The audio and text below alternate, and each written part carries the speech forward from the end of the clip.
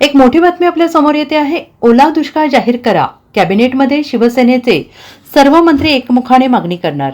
महाराष्ट्रात गेल्या काही दिवसांपासून सुरू असलेल्या मुसळधार पावसामुळे संपूर्ण राज्यात जनजीवन विस्कळीत झालेलं असून शेती, जनावरे आणि घरे यांचे मोठ्या प्रमाणावर नुकसान झालेले आहे। विशेषतः विदर्भ, मराठवाडा आणि उत्तर महाराष्ट्रातील जिल्ह्यांमध्ये पावसामुळे भीषण परिस्थिती निर्माण झालेली आहे। या पार्श्वभूमीवर आज 23 सप्टेंबर रोजी होणाऱ्या राज्य मंत्रिमंडळाच्या बैठकीत ओला दुष्काळ जाहीर करण्याची जोरदार मागणी होणार आहे। शिवसेनेचे नेते आणि मंत्री गुलाबराव पाटील यांनी स्पष्ट केलं आहे की मराठवाड्याप्रमाणेच जळगाव जिल्ह्यातही अतिवृष्टी झालेली आहे। अनेक तालुक्यांमध्ये ढगफुटी सदृश परिस्थिती असून शेती पिकांचे आणि जनावरांचे प्रचंड नुकसान झाले आहे।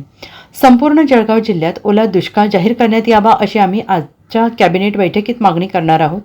पाटील पुढे म्हणाले आहेत की निधीच्या वाटपासंदर्भात उपमुख्यमंत्री अजित पवार यांच्याशी चर्चा झालेली असून त्यांनी सकारात्मक आश्वासन दिलेलं आहे। आगामी 5 दिवसांमध्ये पावसाचा जोर कायम राहणार असल्याने सगळ्यांना सतर्क राहण्याचे निर्देश देण्यात आलेले आहेत असंही त्यांनी म्हटलेलं आहे। ओला दुष्काळ जाहीर होत असताना मला तरी असं वाटतं की सरकार पहिलेपासून पॉझिटिव्ह आहे। आपण मागचे स्टेटमेंट जर मुख्यमंत्र्यांचे पाहिले तर त्यांनी म्हटलंच आहे की प्राथमिक माहिती आल्यानंतर आपण हे करूच, पण त्याला प्रोसिजर आहे। आणि मला तरी असं वाटतं की मराठवाड्याबरोबर जळगाव जिल्हा सुद्धा ओला दुष्काळ जाहीर करण्याची आम्ही या ठिकाणी मागणी करणार आहोत आणि परिस्थिती तशीच आहे।